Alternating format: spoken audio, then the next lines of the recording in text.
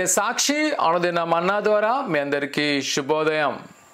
నేటి యొక్క వాగ్దానము కొలస్సీల పత్రిక 3:14 పరిపూర్ణతకు అనుబంధమైన ప్రేమను ధరించుకొనిడి. ప్రియ సహోదరి సహోదరులారా, అపోస్తలుడైన పౌలు గారు రాసిన ప్రతి పత్రికలకు ఒక ముఖ్య ఉద్దేశము సంఘాలను బలపరచాలి, సంఘమును మనుముఖంగా క్రీస్తుకు దగ్గర చేయాలి.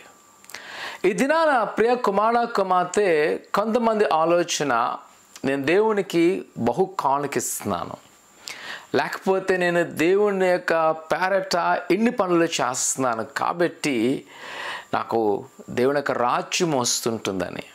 కానీ మనము జీవితంలో దేవుని యొక్క రాజ్య సంపూర్ణతలో పరిపూర్ణత కావాలంటే దానికి అనుబంధమైన ప్రేమను ధరించుకోవాలి.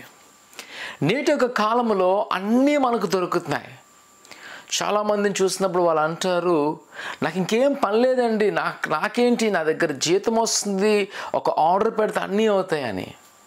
కానీ ఈరోజు లేనిది తెలుసు చాలా వరకు ప్రేమ. అందుకే ప్రభువైన యేసుక్రీస్తు చెప్పిన మొదటి బోధ ఏంటంటే, నిన్ను వల్లే నీ పొరుగు వాడిని ప్రేమించాలి. ఈరోజు ఎవరైనా ప్రేమతో మాట్లాడితే చాలు అనుకొని ధనం ఖర్చు పెట్టేవారు అనేక మంది నాకు కుమార్తె. ఆ ప్రేమను ప్రభు ధరించుకోమంటున్నాడు. ఆ ప్రేమ వల్ల మాత్రమే మన జీవితము పరిపూర్ణమవుతుంది, మనము ఆ రాజ్యంలోకి వెళ్ళబోతున్నాం. కావున ప్రియ కుమార్తె భయపడక ఆందోళన చెందొద్దు, కానీ ఆయనని ప్రేమిస్తున్నాడు. ఆ ప్రేమను పొందుకుని నీవు మరొకరికి ఆ ప్రేమను పంచండి.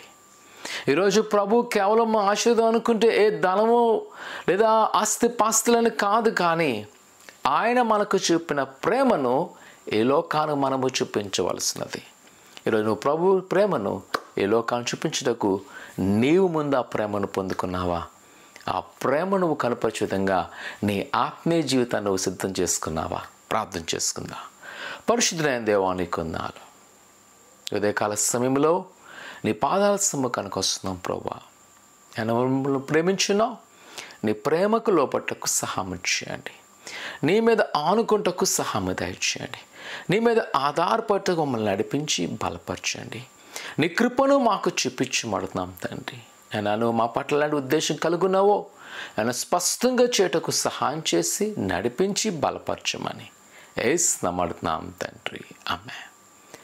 ఆమె ప్రేమను పొందుకొని ఆయన ప్రేమలో అనేక మందికి కనపరచండి. అప్పుడు దేవుని యొక్క కార్యాల పట్ల గొప్ప జరుగునుగాక, ఆమేన్.